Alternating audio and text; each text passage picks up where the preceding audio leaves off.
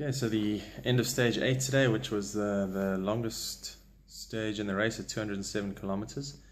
Christian Sveragli managed to sprint to 7th place today, so that was a really good result for him. And Sergio got a little bit caught out when in the crosswinds, some echelons developed, and he ended up losing about 53 seconds and lost 1 place in GC. So a bit unfortunate there, but could have been a lot worse. So yeah, a good day for us, and very happy with Christian's result.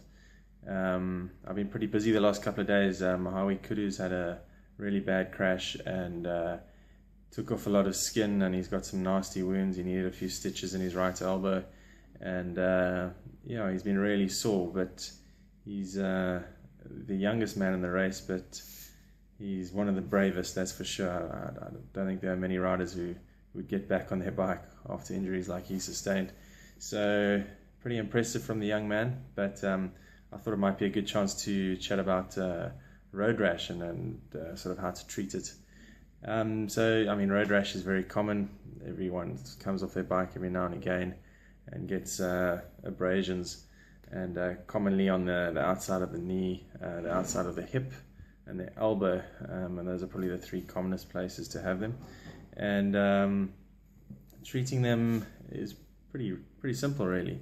There's still this persistent belief that you need to dry these abrasions out for them to heal, which is probably what you don't want to do. So the first steps are just to get the wounds clean, and you can do this just with some warm water and soap, really, and just try and get any visible gravel or dirt or anything out of the wound. You could also use sort of Savlon or Dettol. Just make sure you dilute it a little bit, and use some gauze swabs to try and clean the wound thoroughly.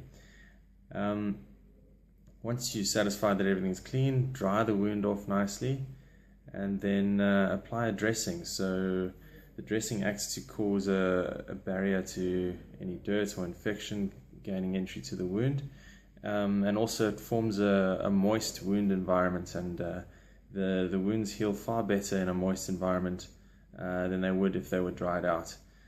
So the wound heals without ever scabbing, and the skin grows back over nice and quickly, much faster actually than if you had to let it scab.